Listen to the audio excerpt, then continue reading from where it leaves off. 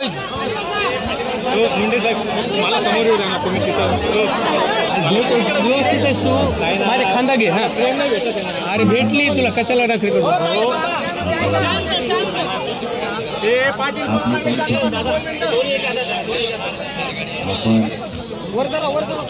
आपण काय अर्थ करत नाही आपण काय चुकीचं करत नाही त्यांच्या गुणाची चूक झाली त्यांचं असं म्हणणं आहे कारण आता आपल्याला सभा घ्यायला बघा वेळ नाही आपल्याला मुंबईत जायचं त्यासाठी तुम्हाला आधी सांगतो तुम्ही एकतर कोणी येऊच नका आणि जर तुम्हाला यायचंय तर पायी कोणी चालू नका आपण आपल्या गाड्यात कसं म्हणजे लवकर जाणार कारण तिथं त्यांनी त्या देवेंद्र फडणवीसने सलाईन आणि गोळ्या आणून ठेवलेल्या आहेत त्यामुळे तिथे जाऊन घ्यायचं त्याचा त्यामुळे तुम्हाला यायचंय तर गाड्याची तयारी करा तुम्हाला जर माझी इच्छा आहे तुम्ही कोणी येऊ नये मी तुमच्या लेकराला आरक्षण आणतो पाहिजे नका करा झालंय काय अडचणी असं झाल्यात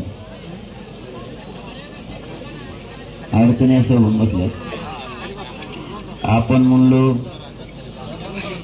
सगळ्या सोयऱ्यांची अंमलबजावणी करा त्यांनी दिलं डाळ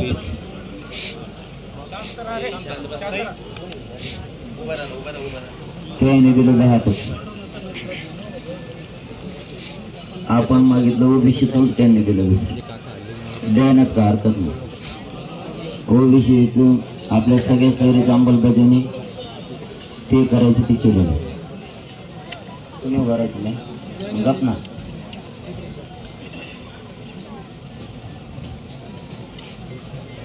सगळ्या सोयऱ्यांची अंमलबजावणी द्यायला दिली दुसरं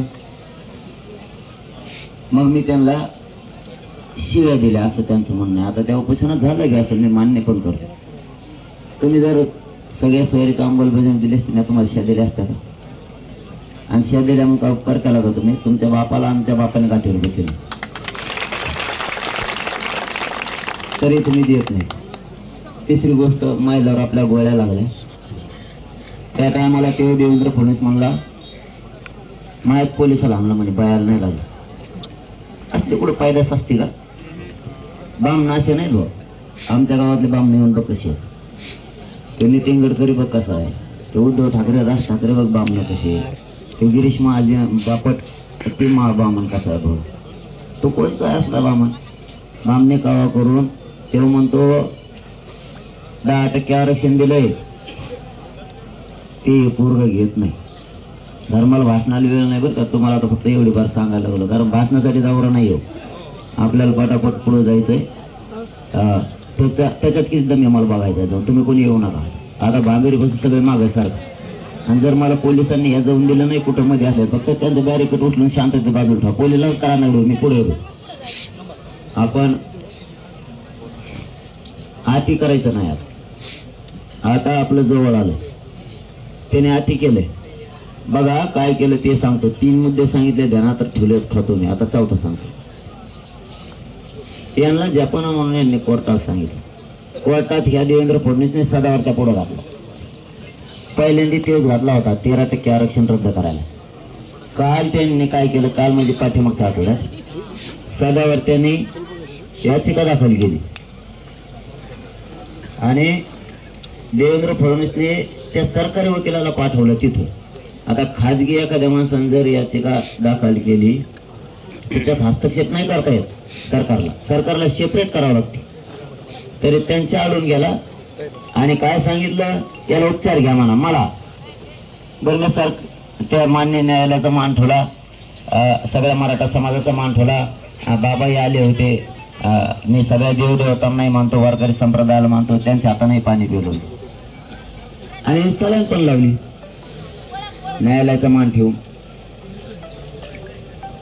परत ती तारीख ठेवल्याच्या नंतर कोर्टात निरोप गेला की यांनी सलाईन त्या घेतल्या म्हणून आणि महाराजांच्या हाताने पाणी पिले म्हणून निरोप गेला कोर्ट शांत झालं तारीख पडली 13 म्हणजे 13 मार्च मराठ्यांच्या याच्यासाठी आपल्या ह्या त्या पक्षच्या सुनावणीसाठी त्या देवेंद्र फडणवीसने काय केलं ॲडव्होकेट जनरल सराफला त्या सदावर्तेच्या याचिकेत हस्तक्षेप करायला लावलाय करायचे आणि त्या रात्री 56 आमदार एकत्र होते आणि यांनी सांगितलं की उद्या त्याला ह्या जरंगीने रास्ता रोको राज्यात पुकारले 24 तारखेला, आणि जर 24ला यांनी रास्ता रोको केलं तर आणखीन मराठ्याचं वजन वाढत, ही यांची खाजगी चर्चा. आणि म्हणे आता कोर्टानं आजच्या 23 तारखेला निकाल द्यायला पाहिजे की ही जबाबदारी मराठ्यांची आणि जरांगीची, म्हणून निकाल द्या. आता कोर्टाने 13 तारीख देऊन बसली. आता 23 तारीख कशी घेता येईल, कारण 23ला रास्ता रोको. तुम्हाला आवाज येतो सगळ्या गोष्टी. मग कोर्टाला टेन्शन आलं असं की आपण 13 तारीख दिली मार्च, आता 23 घ्यायची कशी, पण यांनी 22 तारखेला ते सदावर्त्याच्या याच्यात संध्याकाळी हे करून टाकलं, मध्ये अर्ज केला सरकारनं, आणि लगेच निरोप आला आपल्या वकिलांना. 23 तारीख ठेवली, 13 कॅन्सल केली एका रात्री. अरे म्हणलं असं कसं काय होऊ शकतं, जर एका रात्री 13 तारीख होती आपली, ती 23 झाली, म्हणजे 24ला रास्ता रोको करता येऊ नये म्हणून कोर्ट जर एवढं बदलू शकतं तर कोपर्डीची बहीण आमचीच आहे. अरे बाचकाने कुठून गोळा करून नेले, त्याला मुंबईत ठेवलंय. आता आमच्या महिलांनी काय मुंबईला भेट म्हणा तू मुंबईत त्यांना. आता पत्रकार परिषदा घेतो बाबा, आता बाकीचे पण येत ना बरेच तिकडं, आणि तुम्ही असले काळे करायला लागला देऊ.